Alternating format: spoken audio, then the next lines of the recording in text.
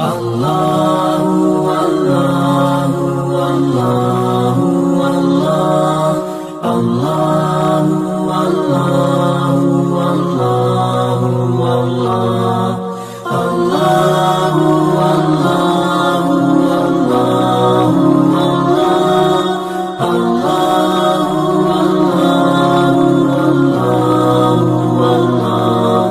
Allahu Allahu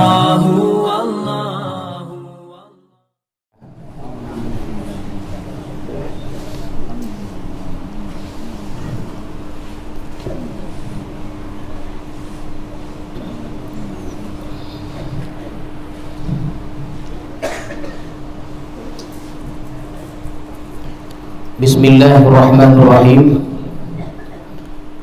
Assalamualaikum warahmatullahi wabarakatuh.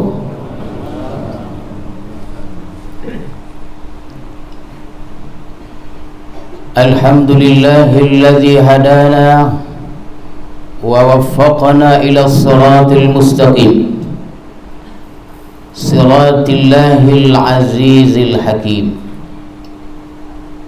أشهد أن لا إله إلا الله وحده لا شريك له الرحمن والرحيم وأشهد أن سيدنا محمدا عبده ورسوله الكريم شهادة تنجينا من عذاب أليم وتدخلنا جنة النعيم. Allahumma salli wa sallim wa barik ala Sayyidina Muhammadin dhi khuluqin azim wa ala alihi wa ashabihi wa dhurriyyatihi wa atba'ihi ila yaumin aqim, amma ba'du. Tuan-tuan para khalifah, hadirin dan hadirat yang saya muliakan, marilah kita bersyukur kepada Allah Subhanahu wa taala yang telah melimpahkan rahmat dan kurnia-Nya kepada kita semua. Selawat dan salam kita ucapkan dan kita sampaikan kepada Rasulullah sallallahu alaihi wasallam. Mudah-mudahan kita mendapat syafaat beliau di hari kemudian nanti. Amin ya rabbal alamin.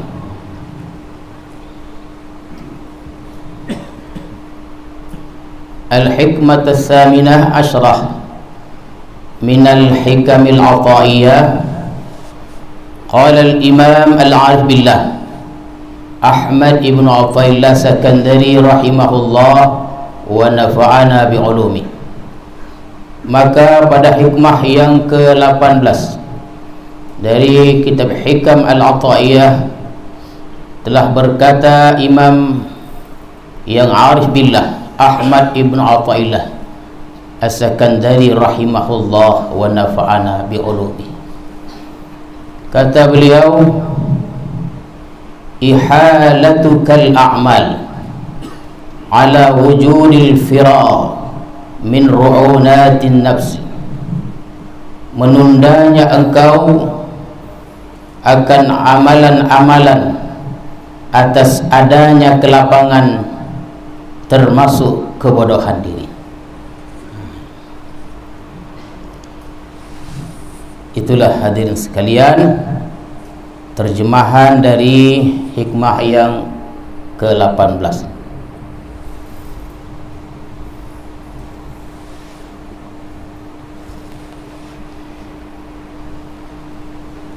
Apabila ada seorang hamba yang berada dalam satu keadaan dari keadaan-keadaan dunia, atau dia bekerja sebagai seorang pegawai negeri, atau dia bekerja sebagai seorang pegawai swasta, atau dia sebagai seorang petani, nelayan, pedagang dan lain-lainnya. Apabila kesibukan-kesibukan itu telah menghalanginya untuk beribadah kepada Allah. Contohnya dia berdagang, karena berdagangnya dia itu menghalangi dia untuk beribadah kepada Allah. Alasannya sibuk. Lalu dia berkata, sekiranya nanti ada masaku yang lapang, ada waktuku yang kosong, aku akan beribadah kepada Allah. Begitu katanya. Maka apabila ada hamba yang demikian, dikatakanlah termasuk kejahilan diri seorang hamba itu. Itulah dia keterangannya.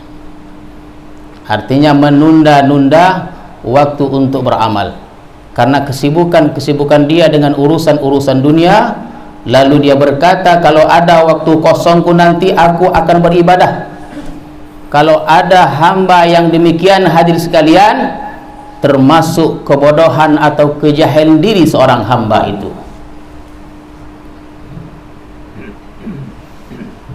Kan banyak tugas-tugas agama itu. Selain kita menunaikan ibadah salat ini merupakan satu kewajiban kita. Ada tilawatul Quran, membaca Quran. Ada munajat kepada Allah, mengadu pada Allah. Dan kita memang tempat mengadu kepada Allah. Dan sebaik-baik tempat dan waktu mengadu itu di waktu malam. Ada salawat, ada zikir, ada wirid-wirid yang lainnya. Kesemuanya itu tak sempat kita kerjakan karena urusan-urusan dunia. Sibuk. Padahal rezeki sudah ditetapkan oleh Allah Subhanahu wa taala. Lalu karena kesibukan ini terpana dengan dunia, berkata dia, insyaallah, pakai insyaallah lagi. Insyaallah, kalau ada waktu lapangmu nanti, aku akan beramal ibadah. Maka hamba yang demikian dikatakan kejahilan diri yang ada pada diri seorang hamba itu. Kejahilan atau kebodohan.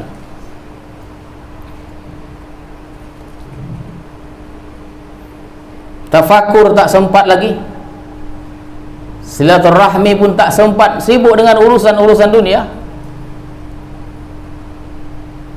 Keluar pagi jam 8, balik jam 5, sudah capek. Ya. Dipenatkan, dicapekkan oleh atau dilatihkan oleh urusan-urusan dunia. Maka hendaklah kita ketahui bersama dan kita tahu bahwa dalam sehari semalam itu ada 24 jam. Maka seorang hamba yang akil itu, tadi katakan kebodohan seorang hamba. Apabila ada hamba yang berbuat demikian yang saya terangkan tadi, itu kebodohan seorang hamba. Lalu bagaimana hamba yang berakal itu? Yang tadi hamba tidak berakal, ini yang berakal. Yang berakal itu adalah seorang hamba yang mampu mengelola, memanage waktu 24 jam itu dalam sehari semalam. Itulah hamba yang berakal. Dia mampu membagi, mengelola, kemudian mengurus, memanage 24 jam itu dibaginya. Lalu bagaimana caranya? Hadirin sekalian, tersebutlah di dalam Suhuf Ibrahim.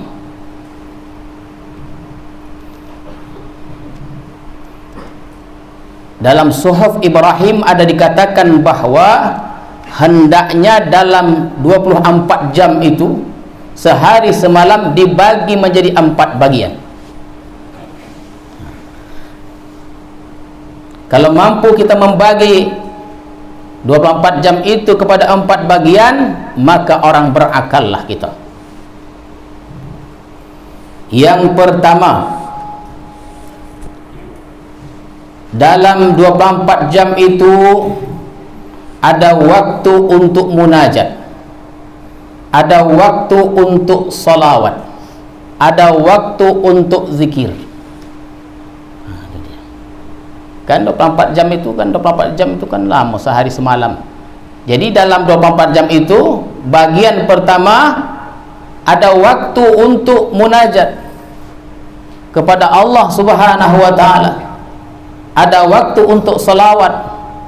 Makanya dulu orang-orang tua kita itu kuat beramal dengan dalailul khairat dan wirid-wirid lainnya. Banyak wirid-wirid orang-orang tua kita dulu tuh. Kita dah lupa dah. Bukan lupa, tak tahu mungkin. Zikir. Zikir ni. Zikir memang alhamdulillah lah nih kita nih kan. Minimal 5.000 orang suluk nih. Maksimal 11.000 yang tak suluk ni ya. Orang yang suluk 5.000. Yang tak suluk tak tahu kita apa zikirnya. Jadi yang pertama, dalam 24 jam itu ada waktu untuk munajat, selawat, zikir. Yang kedua, di dalam 24 jam itu ada waktu untuk muhasabah. Muhasabah itu mengingat kembali akan diri, sudah berapa umurku ini. Itu penting. Itu penting itu. Terkadang kita nanti kalau aku sudah tua nanti aku akan beramal ibadah. Umur 60 tahun dah. Kalau aku sudah tua nanti aku akan beribadah. Umur 60 tahun. Jadi kita tak tahu yang mana muda, yang mana tua. Jadi sudah berapa umurku ini? Sudah berapa banyak umur yang telah kuhabiskan untuk agama, untuk dunia, dan telah berapa banyak dosa yang telah kuperbuat. Jadi dalam 24 jam itu ada waktu untuk memikirkan itu, muhasabah namanya. Nah, itulah di rumah suluk. Rumah suluk itu kan antara pekerjaannya az-zikru wat tafakkur. Begitulah kata Syekh Abdul Wahab Rokan. Begitu kata Syekh Abdul Wahab Rokan. Kalau saya masih ingat lagi nih, kata beliau begini, suluk itu ilmu handalan, mukasyafah, muqarabah, menyembah Tuhan, zikir dan tafakkur berhari-harian, ilmu yang lain tiada demikian. Zikir dan tafakkur. Zikir itu berzikirlah, tafakkur itu dalam kita kelambu itu sedang berzikir, merenung. Dalam rumah suluk itu merenung akan kejadian-kejadian alam. Nanti kita jelaskan tafakkur, apa makna tafakkur itu. Itu yang kedua. Yang ketiga, di dalam 24 jam itu ada waktu untuk tafakkur. Itu tafakkur. Apa makna tafakkur? Tafakkur maknanya adalah berfikir tentang kejadian-kejadian alam. Itu tafakkur. Termasuk di dalamnya menuntut ilmu. Karena menuntut ilmu memerlukan tafakkur. Tafakkur itu artinya memikirkan. Jadi menuntut ilmu itu termasuk kategori tafakkur. Memikirkan apa yang dipikirkan. Memikirkan akan firman-firman Allah. Memikirkan akan sabda-sabda Rasulullah. Memikirkan akan perkataan-perkataan wali-wali Allah. Itu tafakkur. Kita pikirkan firman itu, kita pikirkan sabda Rasulullah, kita pikirkan perkataan-perkataan para ulama-ulama, wali-wali Allah.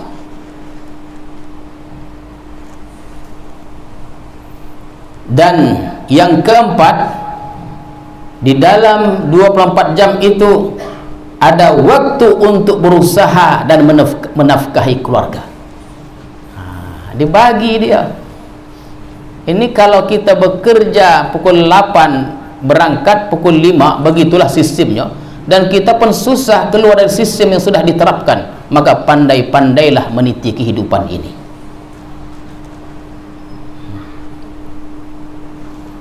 Maka hadirin dan hadirat sekalian, apabila seorang hamba itu mampu membagi seperti yang tersebut dalam Suhuf Ibrahim, maka jadilah dia seorang yang berakal. Yang pertama, yang kedua, ketiga, dan keempat. Mampu dia, dinamakanlah dia orang yang berakal. Kalau tidak, dikatakan kejahilan diri seorang hamba itu. Yang tidur ini tidak termasuk. Nilainya kosong, berarti ada niat, kosong. Ini kita cerita hidup. Cerita hidup. Makanya orang-orang dulu tuh, orang tua kita pukul 2 dia sudah bangun. Jam 8, jam 9, jam 10 tidur. 11, 12, 1, 4 jam tidur. Jam 2 mandi, solat, tilawah, munajat dan lain-lainnya sampai ke subuh. habis subuh bertanam dan lain-lainnya. Itulah orang-orang tua kita dulu. Sebelum subuh jendela sudah terbuka, pintu sudah terbuka dulu, ya. Bukan sekarang jam 8 masih tertutup. Ini cerita dulu, kita masih ingat itu.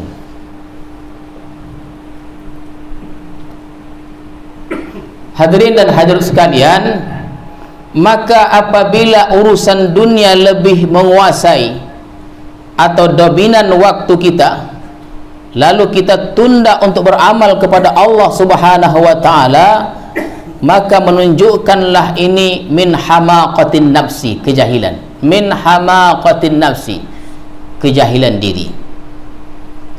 Kalau tadi berulang disebutkan tentang kejahilan dan kebodohan diri seorang hamba kalau berbuat demikian, sebenarnya di mana letak kejahilan itu? Kalau seorang hamba menunda-nunda untuk berbuat baik dikatakan jahil atau bodoh, di mana letak kebodohan itu?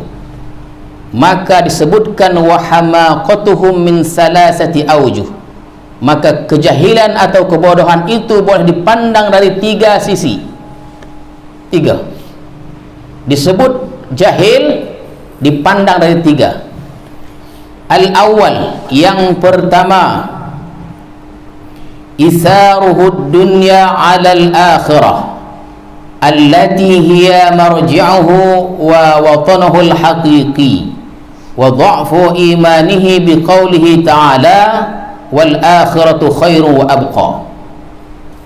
Yang pertama, isaruhud dunya 'alal akhirah, itu artinya karena disebut dia jahil karena dia mendahului, mengutamakan dunia atas akhirat. Kenapa dikatakan dia jahil? Karena dia mengutamakan dunia atas akhirat, dan sesungguhnya kita semua tahu bahwa akhirat itu adalah allati hiya marji'uh, tempat kembalinya, wa watanuhu, dan negeri yang hakiki, wa dha'fu imanihi, dan lemah imannya atas firman Allah, wal akhiratu khairu wa abqa, bahwa akhirat itu lebih baik dan lebih kekal. Dunia tidak kekal. Dunia ini fana, dia akan hancur, akan binasa. Tapi kenapa kita mendahulukan dunia? Jadi apabila ada seorang hamba mendahului dunia ini, dunia itu lebih dominan pada diri dia, itu dikategorikan atau termasuk dari kejahilan diri seorang hamba itu.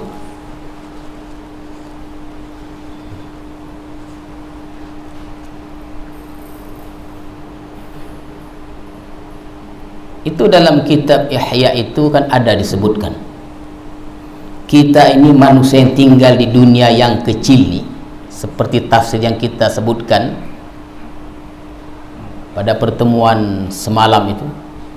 Kita ini dalam perjalanan, kata Ghazali, dalam perjalanan, kemudian kapal yang kita tumpang itu singgah di sebuah pulau, maka turunlah penumpang-penumpang itu di pulau itu, dan pulau itu sangatlah indah. Setelah berapa jam, 1 jam 2 jam, diberi isyarat bahwa diperintahkan kepada penumpang-penumpang yang turun tadi untuk naik kembali ke kapal. Ada yang naik, ada yang tidak. Yang tidak itu karena terbuai akan keindahan pulau tadi. Inilah dunia. Maka yang naik selamat, yang tinggal diterkam oleh binatang-binatang buas.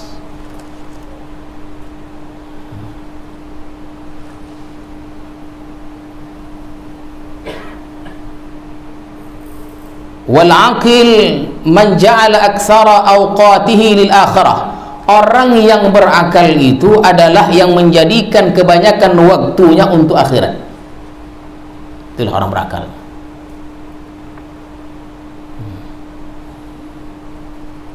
Makanya kalau kita baca syair munajat yang ditulis Syekh Wabrokan itu, seperti kami ini orang berdagang dan lain-lainnya itu, lalu kita baca satu persatu tentang kedalaman makna syair sindiran itu, luar biasa. Itu semuanya mengajak kepada akhirat, supaya kita jangan lalai, tidak terlupa bahwa kita ini akan kembali semua kepada Allah Subhanahu wa ta'ala. Asani, yang kedua, dikatakan seorang hamba itu jahil, taswifuhu bil amali ila waqtil firar, menunda-nundanya seorang hamba itu untuk beramal kepada masa yang lapang. Yang saya sebutkan tadi, apabila ada waktu kosongku nanti aku akan beramal ibadah, artinya menunda-nunda untuk beramal. Waqad la yajiduhu bal yakhtatifuhu al-maut qabla dhalik. Jadi hadirin sekalian, dia tidak sampai kepada masa yang lapang tu. Saya ulang, menunda-nunda waktu untuk beramal kepada masa yang dia sangka lapang itu, dia tidak sampai kepada masa lapang tu. Tak sampai dia. Nanti kalau aku ada waktu kosongku, aku akan beramal ibadah. Kalau ada waktu lapangku, aku akan beramal ibadah. Dia tidak sampai kepada masa lapang tu. Kenapa? Mati. Mati. Karena kita tak tahu. Kematian itu tak tahu tuh. Kalau setiap kita tahu bila kita dimatikan, tak cukup nasah kok. Dikatakan bahwa ini orang bersilam semuanya besok mati. Oh kan? Oh, subuh ni tengok tak percaya. Ponoh. Itu dia. Dia tidak sampai kepada masa lapang tu karena dijemput oleh kematian. Oh, ini pantangnya kita menunda untuk beramal. Maka ada disebutkan, kam min salimin mata bi ghairi illatin wa kam min saqimin 'asha hina min ad-dahri. Berapa banyak orang yang sehat walafiat mati tiba-tiba. Mata bi ghairi illatin, tanpa illah, tanpa sebab mati. Tadi duduk sama aku mati. Jangan kita sangka kita yang saling menengok ni panjang umur. Jangan.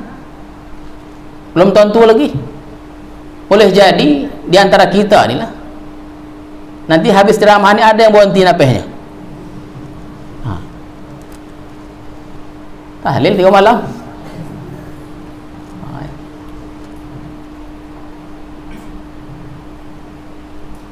Wa kam min sakimin 'asha hina min ad-dahri, berapa banyak orang yang sakit kita sangka dia mati, panjang umur lagi.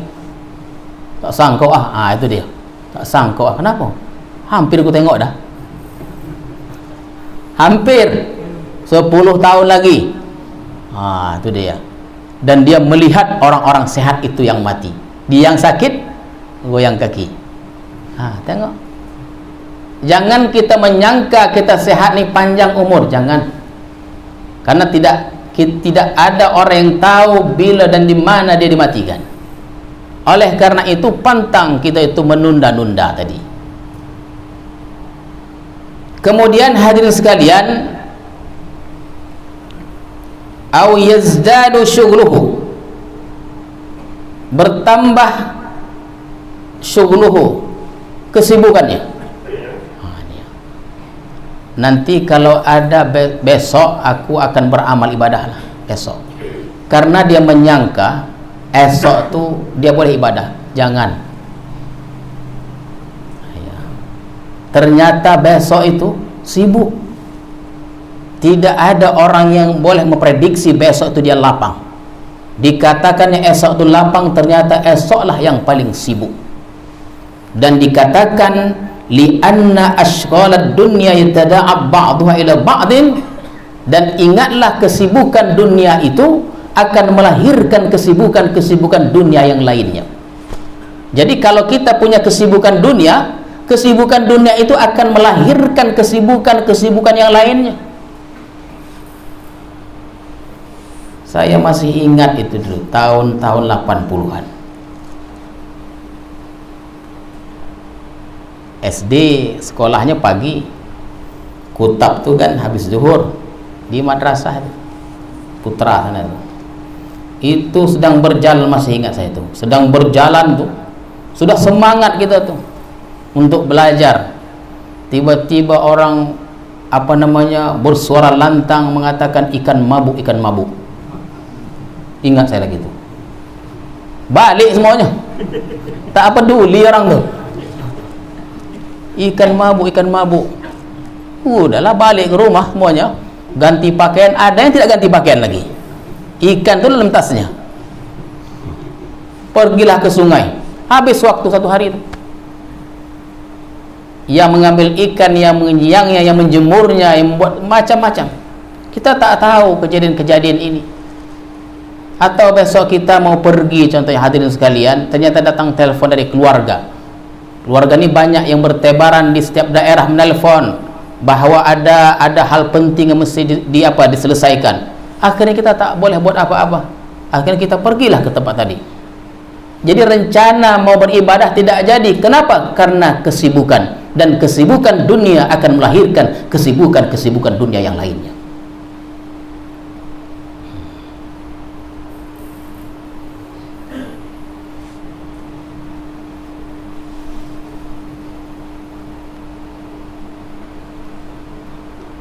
Sekarang ini masih ada istilah ngocal lagi ya.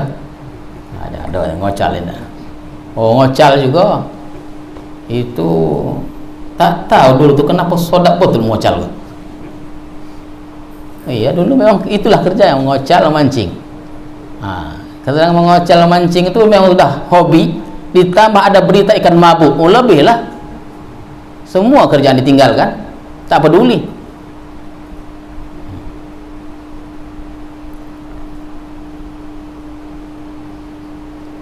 Aw ya'tariduhul marad wa la yastati'u bihil amal. Jadi orang yang mengatakan nanti kalau ada waktu kosongku aku akan beramal ibadah, dikatakan jahil. Di sini katakan ya'tariduhul marad, ditimpa penyakit sehingga dia tidak boleh beramal. Jadi dia menuju waktu lapang tuh, dia tidak sempat ke waktu lapang. Pertama karena mati menjemputnya. Yang kedua karena kesibukan dia, tiba-tiba ada kesibukan. Yang ketiga, dia tidak sampai ke masa lapang itu karena dia sakit. Dan tidak ada orang yang boleh memprediksi bila dia sakit. Datang sakit sehingga dia tidak dapat beramal ibadah.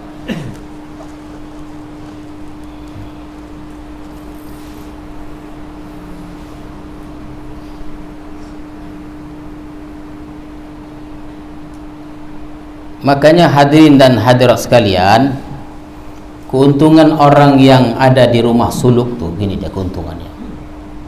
Suluk ini kan makna yang paling mudah untuk difahami adalah asrama. Kalau tempat belajar, ma'had, pondok ya, madrasah, kan gitu dia. Banyak asrama, setiap asrama ada namanya. Kalau orang-orang sakit jasmani di luar sana namanya rumah sakit, dalam bahasa Arab mustashfa, rumah sakit. Jadi rumah sakit itu untuk merawat orang-orang yang sakit jasmani.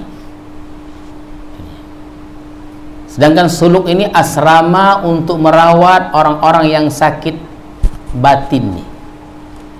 Jadi kalau di rumah sakit sana ada peraturannya, ada dokternya, ada pantangan-pantangannya. Di rumah suluk itu begitu juga, ada dokternya, ada pantangan-pantangannya.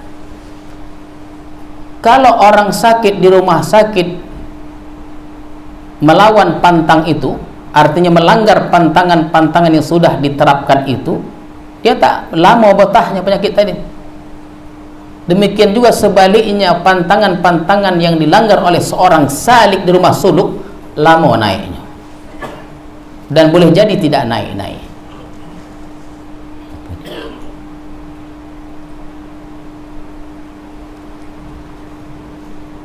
Ingin saya sebutkan tentang rumah suluk ini sedikit. Itu di antara peraturannya itu adalah tidak dibenarkan, begitu dia bahasanya begitu. Bukan mesti wajib, tak boleh. Oh, bukan begitu dia. Jangan salah faham. Dalam tarikat ini tidak ada baiat. Saya ditanya itu orang-orang kadang ditanya macam mana baiat itu. Tidak ada baiat. Yang ada itu daftar. Walau kita mendaftarkan itu adalah bahasanya, redaksi itu apa? Minta izin Tuan, saya mau masuk suluk 10 hari 10 malam. Saya serahkan diri saya kepada Tuan lahir dan batin, mohon doa dan bimbingan Tuan. Itulah dia. Di mana salahnya? Tak ada. Kalau kita masuk universitas, daftarlah dulu. Masuk rumah suluk, daftarlah supaya tahu kita siapa saja yang masuk rumah suluk. Yang menyelonong aja. Daftar dulu. Tidak ada baik. Jadi di antara peraturan rumah suluk itu yang ingin kita tegaskan, bukan satu kewajiban. Jangan, nanti lain ceritanya. Tidak dibenarkan orang yang bersuluk itu makan yang bernyawa. Timbul pertanyaan, kenapa? Karena yang bernyawa itu mengandung protein yang cukup tinggi. Daging, ikan, telur dan lain-lain itu mengandung protein yang cukup tinggi. Jadi kalau kita makan lauknya itu, lemah badan kita, lemah. Sedangkan kita ada setorannya. Habis subuh kita berkhabar kepada seorang mursyid atau guru dengan 5.000 untuk dinaikkan 6.000. Jadi satu hari orang rumah suluk itu kan berzikirnya 5.000. Allah Allah khafi, Allah Allah. Jadi kalau berzikir 5.000 satu hari, makannya lauknya daging, bau terduduk dan mengantuk, bau tercocah dia, ngantuk. Itulah dia.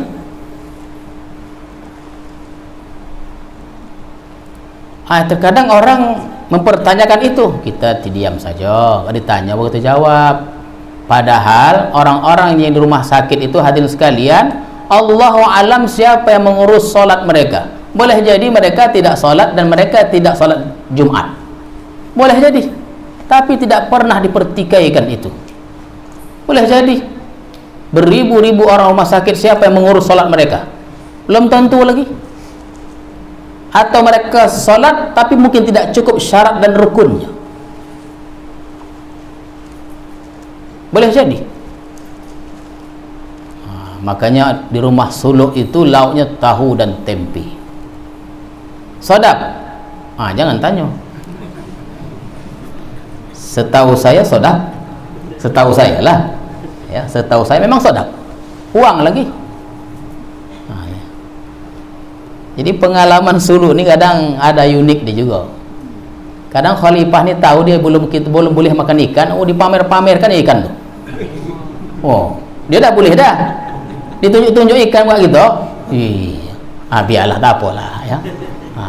Ditunjuk-tunjukkan ikan tu. Makan kita, makan ya. Apa lauk tu dah tahu, dia tahu lauk kita tempe, ditanyanya lagi. Makan berhadap-hadapan, ditanya apa lauk ni? Tempe lah, dah tahu dia. Taunya kita maksud dia. Ini aku ni ikan lah ni katanya.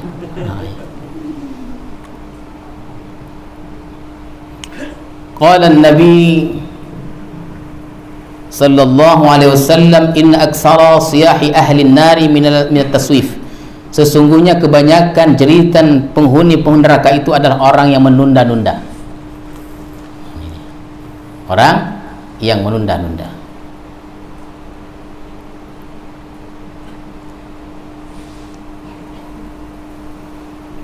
Yang ketiga, dikatakan seorang yang menunda-nunda beramal itu jahil. Yang ketiga adalah qad yafrugu minal ashghal wa qad dha'afat niyyatuhu wa himmatuhu li sababin minal asbab. Dia sampai kepada masa lapang tu, dia tidak mati, dia tidak sibuk, dan dia tidak sakit, sampai kepada masa lapang tu. Wa qad dha'afat niyyatuhu wa himmatuhu, tapi lemah niat dan himmahnya karena atas sesuatu sebab. Lemah. Itu dia. Contohnya lah, bulan puasa.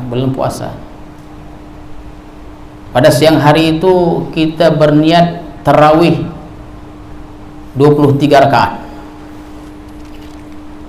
23 rakaat, tarawih 23 rakaat. Itu niat. Malamnya aku akan tarawih sekian rakaat sampai habis. Mau lama mau cepat imamnya, saya akan solat sampai habis. Begitulah niatnya, hebatnya niat tu. Niat itu waktu siang. Waktu azan untuk berbuka memang tak tahan dia, dibantainya semuanya. Air 3 macam, lauk disapunya semuanya. Akhirnya konyang. Siang tadi berniat akan menyelesaikan solat tarawih dengan sempurna, karena banyaknya makan 8 rakaat aja. Itu pun berusaha payah dia menghabiskannya. Dan mencari-cari kesalahan orang. Tak jadi aku sampai habis. Kenapa? Lama imamnya. Mulai mencari-cari kesalahan orang. Lama imam tak tolak aku. Bukan kesalahan imam, salah diri sendiri. Di waktu siang niatnya kuat, di waktu malam niyatuhu wa himmatuhu ni dha'afat, lemah. Disababin min asbab. Dan itu kita tak tahu, tuan-tuan dan hadirin sekalian. Dalam perjalanan begitu juga. Kita menuju satu tempat tujuan, kita tak tahu. Kita sudah berniat. Tapi ketika kita melihat warna-warni dunia itu yang akan melemahkan jiwa kita, melemahkan niat kita dan himmah kita, berkurang. Itulah pantangnya kita menunda-nunda untuk beramal nih. Sampai kita ke waktu lapang tapi lemah. Niat itu sudah lemah dia. Tak ada kekuatan lagi.